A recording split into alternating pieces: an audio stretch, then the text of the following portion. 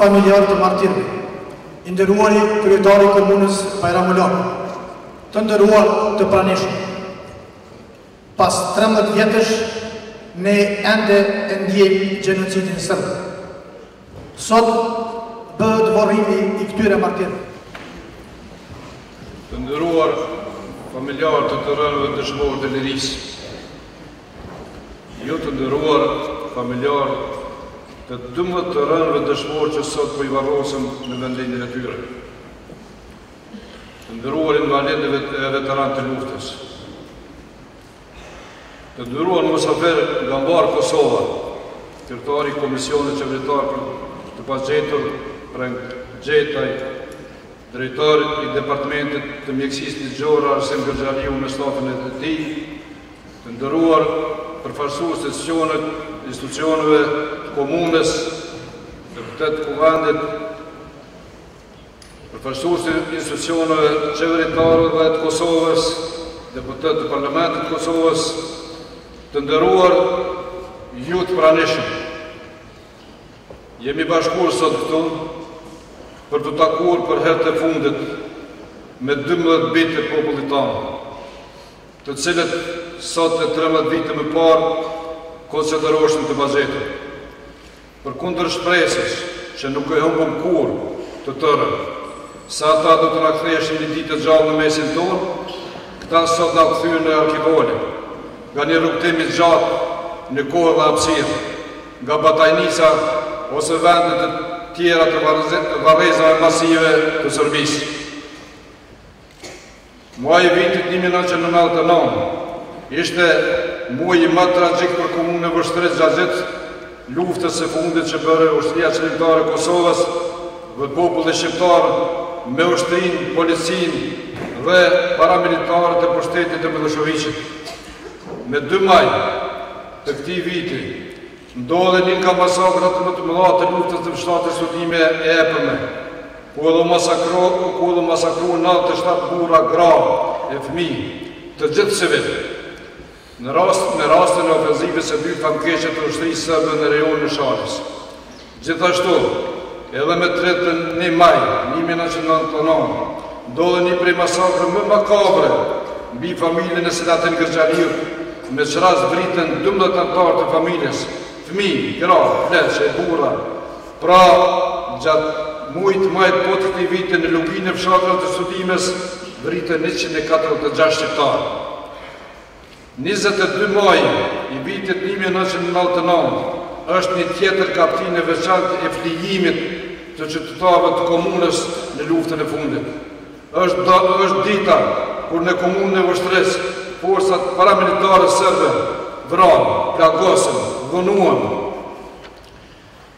e dëbuan popullatën civile. Në këtë ditë, po ashtu vritën 34 qytetarë në lokacione të ndryshme të komunës, si në Vështrë, Dubovs dhe qetë studime tjera. Në mëngjesin e kësaj dite, në qytetin e Vështrës, është zhvilluar aksioni ushtarako-policor më përballë, që kishte për qëllim spastrimin etnik të qytetit nga shqiptarët. Ky aksion përfshiu pjesën jugore të qytetit, atje ku ishte koncentruar pjesa më e madhe e popullatës shqiptare të qytetit dhe shumë banorë të fshatra përreth që ishin strehuar në atë pjesë. Gjatë gjithë këtij aksioni kishte ekzekutime, dhunë të shtrënuar, dhunime, djegje të shtëpive dhe kufoma, por kidnapohen edhe 68 qytetarë të komunës sonë të moshave dhe gjinive të ndryshme. Pushteti serb jo vetëm që vroi civil të paarmatosur, por me qëllim të mbulimit të krimit, barti kufomat për të varrosur në varrezat masive nëpër Serbi. Atë ditë të merre jetuan mijëra qytetarë të komunës sonë, qoftë në bunkrin improvizuar në palestrën sportive, mu në këtë sallë, e më vonë edhe në burgun e Smerkonisës. Për të gjitha këto masakra dhe të tjera që e bën mbi popullatën civile dhe të paarmatosur në komunën tonë, deri sot nuk është dënuar asnjë kriminal serb të rajonit, nga asnjë gjykatë vendore apo ndërkombëtare. Megjithse nuk është e panjohur se një pjesë e këtyre edhe sot e kësaj dite veprojnë së bashku me strukturat paralele në pjesën veriore të Kosovës e për të cilët falët dëshmi. Qëndrimi dhe vendosmëria e popullit në vitet e rënda të fushshekullit të kaluar ishte vërtet një qëndres flijuese, mbase edhe unike, karshi një barbarie të paparë të forcave kriminale sërbe të Miloševićit. Lufta e ushtrisë kombëtare të Kosovës, intervenimi i NATO-s dhe qëndresa flijuese e popullit azësuan një fuqi barote në zemrën e Evropës për të hapur rrugën e ngallënimit të demokracisë perëndimore në gjithë rajonin. Vendosmëria e popullit për të qëndruar në vatër të veta, në tokën e vet, ishte më shumë se një qëndrim, ishte një besim në lirinë, ishte një vendosmëri qoftë edhe me sakrificë në të drejtën për tokën që na lën trashëgim të parë. Ishte kjo një tjetër pjesë e luftës së popullit tonë për mbijetesë.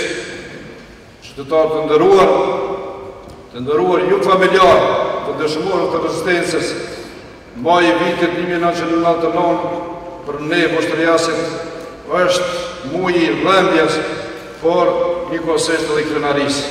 Është muji i qëndresës e sakrificës. Është një kaptinë e veçantë e flijimit për lirinë. Dëshmorët e luftës dhe të qëndresës dihen se nuk vdesin. Ata i kanë lënë vetës epitetin e pavdekësisë. Gjaku i tyre është liria e popullit, është toka e lirë, është Kosova jonë e shtrejtë dhe e përjetshme. Ideali i tyre ishte liria dhe krenaria për Kosovën, shtet pavarur e demokratik. Andaj është kjo amanet për ne dhe për të gjithë gjeneratën që do të vinë pas nesh.